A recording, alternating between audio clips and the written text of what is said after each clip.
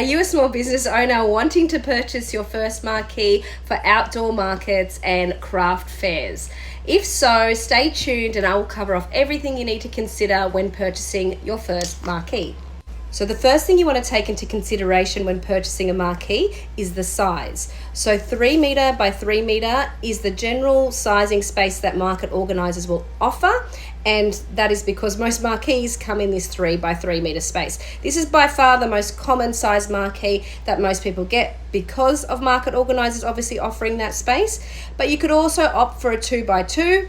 But keep in mind, if you do go with that smaller size, you may have wasted space on the outside and your products are going to be exposed to the elements. 6 by 3 is also an option, but keep in mind that the organisers will charge you for a double site fee, and you really only need that space if you have a lot of stock or really large items to sell. One more thing that I will add about the size of the marquee is to make sure that once it's folded down, it's going to fit in your car or vehicle that you'll be taking to and from the markets. You don't want to be caught out. Next thing you want to take into consideration is the material that the marquee is constructed of. Now your options are steel or aluminium. Steel is good because it is strong.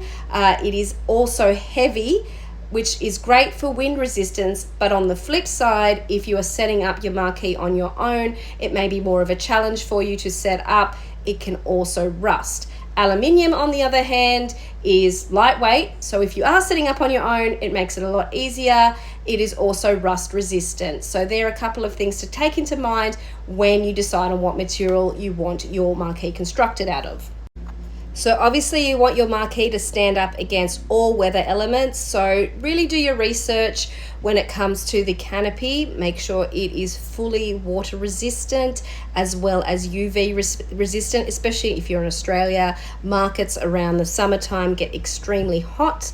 You need to also make sure that you have walls or like an awning covering, because that can help if the weather gets really windy or if it gets raining or too hot. So check that the marquee that you purchase does come with walls or some kind of canopy on the outside to help in those extreme weather circumstances. Now the last thing I will cover off is the canopy itself, and it's your choice here whether you want to splurge on a branded canopy, keeping in mind it is quite a large initial upfront cost. However, it does look fantastic and it will be an investment, but if you don't have that money to put into a branded marquee initially, that's fine. Plain colors are also great. Keep in mind, if you go and choose a brightly colored marquee like the one I have, I love it because it stands out and it's right on brand for me and it draws attention. However, when the sun is hitting it in a particular way, it does put a pink hue on all of my products, and that doesn't really reflect my products in their true light. So I have to get people to walk out of the marquee to see the earrings better. That obviously isn't ideal. So if you do opt for a brightly colored marquee, keep in mind the effect it might have on how your products look. If you also don't have the money to splurge on a branded canopy, you can go with a cheaper option of going onto Vistaprint and buying a banner to pop at the front of your marquee or even at the back of your marquee. I do normally have a large banner at the back of my marquee, but don't have it in this photo, but that does help with branding and so people can recognize you. And that just about covers off everything you need to consider when purchasing your first marquee. If you have any recommendations for a marquee, pop them in the comments below.